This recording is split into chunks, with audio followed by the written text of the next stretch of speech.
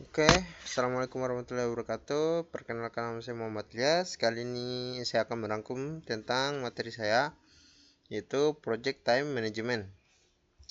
Tanpa perlu basa-basi, mari kita masuk ke penjelasannya. Yang pertama itu dia pentingnya jadwal proyek. Di sini kita bisa melihat untuk pentingnya jadwal proyek itu menyelesaikan proyek tepat waktu sebagai salah satu tantangan terbesar mereka. Pada sebuah proyek, waktu memiliki fleksibilitas paling sedikit. Yang ketiga itu masalahnya jadwal adalah alasan utama bagi benturan dalam proyek, khususnya selama pertengahan kedua proyek. Gaya kerja individu dan perbedaan budaya penyebab konflik jadwal.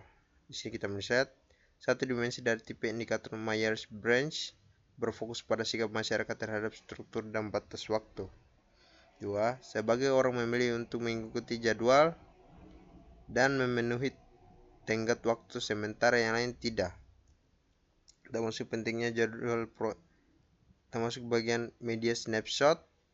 Yang pertama itu berbeda dengan Olimpiade musim dingin pada tahun 2002, perencanaan dan penjadwalan yang sangat berbeda untuk Olimpiade musim panas 2004 yang diselenggarakan di Athena, Yunani. Yang kedua itu banyak artikel ditulis sebelum upacara pembukaan dan memprediksi bahwa fasilitas tidak akan siap pada waktunya.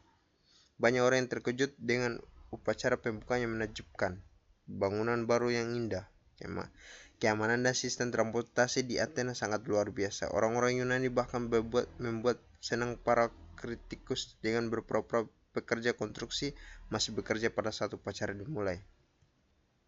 Kita masuk di manajemen waktu proyek. Untuk manajemen waktu proyek di sini ada perencanaan pengelola jadwal, mendefinisikan kegiatan. Yang ketiga, aktivitas sequencing. Yang kelima, estimasi sumber daya. Kita masuk ke ringkasan manajemen waktu proyek, yang dimana dia memplanning, dia proses, output, proses. Yang dimana sini dia proses pertama dia plan schedule management, lalu outputnya schedule management plan. Kita masuk lagi di bawahnya, planning schedule management, yaitu tim proyek menggunakan pertimbangan ahli, teknik analisis, dan rapat untuk mengembangkan rencana pengelolaan jadwal. Sebuah perencanaan pengelola jadwal meliputi 1. Pengembangan model jadwal proyek, 2. Metodologi penjadwalan, 3. Tingkat akurasi dan satuan ukuran. Yang kelima dia ambang batas kendali, yang keenam dia aturan pengukuran kinerja, yang kelima format pelaporan, yang keenam dia deskripsi proses. Mendefinisikan aktivitas. Di sini kita melihat suatu aktivitas atau tugas adalah elemen kerjaan yang bisa ditemukan pada WBS yang memiliki durasi, biaya, dan kebutuhan sumber daya yang diharapkan. 2. Definisi aktivitas melibatkan pembuatan WBS yang lebih rinci beserta penjelasan untuk memahami semua pekerjaan yang harus dilakukan sehingga kita dapat membuat perakiraan biaya dan durasi yang realistis. Daftar aktivitas dan atributnya. Aktivitas berupa tabulasi kegiatan, yang dimana nama aktivitasi, nomor atau identifier kegiatan. Ketiga, deskripsi singkat aktivitas. Untuk atributnya itu memberikan informasi lebih lanjut seperti pendahulunya, penerus, hubungan logis, kebutuhan sumber daya, kendala, tanggal, dan asumsi yang berkaitan dengan kegiatan. Kita masuk lagi di milestones, yaitu peristiwa penting yang biasanya tidak memiliki durasi. Milestone merupakan alat yang berguna untuk menetapkan jadwal dan tujuan memantau kemajuan.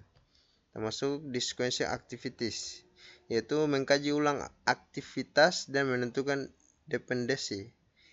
Anda harus menentukan dependensi untuk menggunakan analisis jalur kritis. Tipe-tipe dependencies. Yang pertama itu mandatory, dia melekat pada sifat dari pekerjaan yang dilakukan pada proyek. Yang kedua, discretionary, yaitu dia itu didefinisikan oleh tim proyek, kadang-kadang disebut soft logic dan harus digunakan dengan hati-hati. Kita masuk lagi di bawahnya, network diagram. Di bagian sini adalah teknik yang lebih disukai untuk menunjukkan aktivitas sequencing. Itu untuk yang keduanya itu adalah tampilan skematis dari relasi logis antara atau urutan aktivitas proyek. Di sini kita bisa lihat untuk diagramnya sendiri. Oke, selanjutnya dia arrow diagramming metodenya. Seringkali disebut activities on arrow, yaitu AOA, yaitu network diagrams. Yang kedua, aktivitas digambarkan dengan panah. Yang ketiga, node atau lingkaran adalah awal titik akhir dari aktivitas. Kita membuat di sini proses membuat diagram AOA. Yang pertama itu cari semua kegiatan yang dimulai node I, gambarkan node finishnya dan tarik panah antara node I dan node-node berikutnya. Yang kemudian masukkan nama dan durasi estimasi kegiatan para panah yang sesuai. Yang kedua, menggambar diagram network dari kiri kanan, carilah burst dan gabungan. Burst terjadi ketika sebuah node tunggal diikuti oleh dua atau lebih aktivitas. Sebuah penggabungan terjadi ketika dua node penggali node tunggal. Lanjut menggambar network diagram proyek sampai semua aktivitas pada diagram memiliki dependensi. Yang ketiga, sebagai aturan praktis, semua panah harus menghadap ke arah kanan dan sebaiknya tidak ada panah yang memotong network diagram AOA.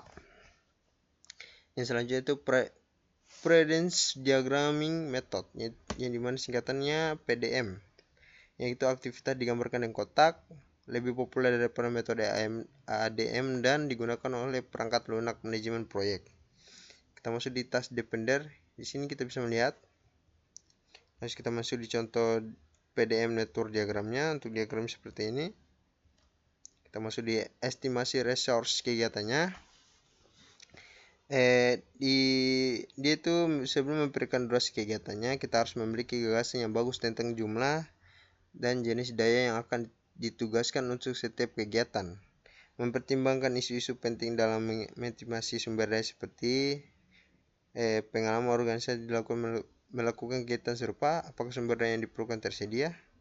Yang kedua, dia sebuah resource breakdown struktur adalah struktur hierarkis yang mengidentifikasi sumber daya proyek berdasarkan kategori dan jenisnya. Termasuk di estimasi durasi kegiatan. Untuk estimasinya tersendiri, dia tuh termasuk aktual waktu bekerja pada kegiatan ditambah waktu yang telah berlalu. Orang yang melakukan pekerjaan harus membuat estimasi dan seseorang ahli harus mengkajinya. Termasuk di estimasi 3 point. Itu mencakup kemungkinan besar dan perkiraan pesimis serta perkiraan optimis, seperti 3 minggu untuk optimis, 4 minggu untuk yang paling mungkin, dan 5 minggu untuk yang estimasi pesimis. Untuk membuat penjadwalan, yang pertama menggunakan hasil proses manajemen waktu lain untuk menentukan tanggal awal dan akhir proyek. Yang kedua, itu tujuan utama adalah untuk membuat jadwal proyek yang realistis, menyediakan bahan pemantauan kemajuan proyek berdasarkan dimensi waktu. Yang selanjutnya itu Gantt charts. Gantt chart menyediakan informasi standar untuk menampilkan informasi jadwal proyek dengan daftar kegiatan proyek berhubungan tanggal dimulai diselesaikan dalam format kalender. Simbol yang digunakan itu diamond hitam, sebuah milestones, batang hitam tebal, ringkasan teks, batang tipis horizontal, durasi setiap teks, panah, dependency between text. Kita masuk di Gantt charts for Project X. Sini kita melihat, ini bisa disebut juga, kita lihat dengan namanya, text name-nya ABC sampai IJ. Yang dimaksud dengan diagram ini boleh terputus-putus ya. Kita masuk ke sini juga. Oke, untuk menambahkan milestones pada Gantt charts, itu milestone menekankan peristiwa penting atau presentasi pada proyek.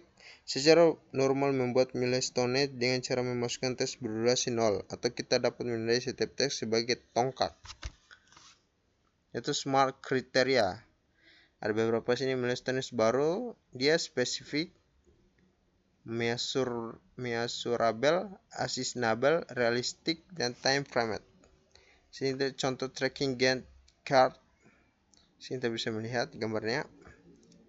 Oke. Itu aja untuk penjelasan dari saya.